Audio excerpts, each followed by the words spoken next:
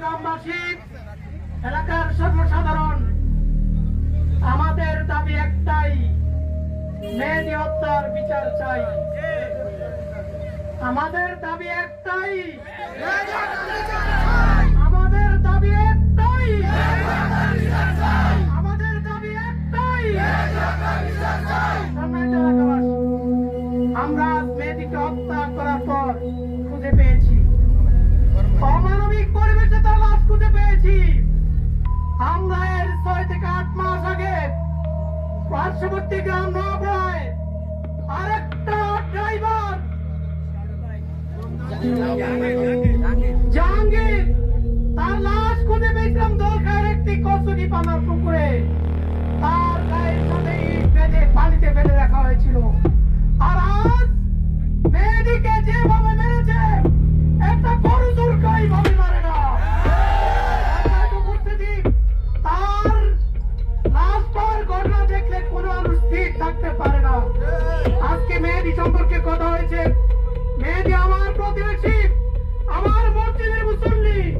মেহেদী আমার নাতি, আমাদেরই প্রতিষ্ঠান পাগল টেবুলিং কিন্ডার গার্ডেন লেখাপড়া করেছে। সেই মুহূর্তে তার আব্বা দুনিয়া থেকে বিদায় নিয়েছিল। আমরা তাকে আমাদের কেজি স্কুলে প্রি পড়ালেখার ব্যবস্থা করেছিলাম। তার সাথে পাটোয়ার প্রবাসী সমাজ কল্যাণ সংস্থা তার পরিবারের পাশে দাঁড়িয়েছে, এলাকাবাসী তার পরিবারের পাশে দাঁড়িয়েছে।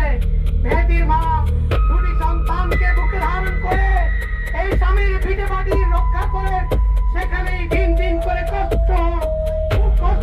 কষ্টকে মারিয়ে আজকের পর্যন্ত এসে পৌঁছেছে। ছেলে কর্মক্ষম হয়েছে। এমন অবস্থায় এই ছেলেটি আজকে একটি অটোকে কেন্দ্র করে অথবা অন্য কোনো কারণে তাকে আজকে নির্মমভাবে হত্যা করা হয়েছে। আমরা তার বিচার চাই।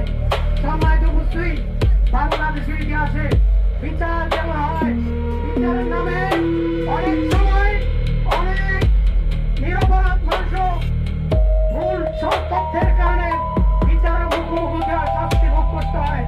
আমরা এমনই নীতি কামনা করব না কোন নিরপরাধ মানুষ যেন বিচারের মুখোমুখি হয়ে সে নিরপরাধ হয়েও কোন ধরনের শাস্তির মুখোমুখি হতে হয়। আমরা প্রকৃত অপরাধীকে প্রমাণ করে তার সঠিক বিচারের জন্য হত্যার বিচারে তাকে ফাঁসির মাধ্যমে হত্যা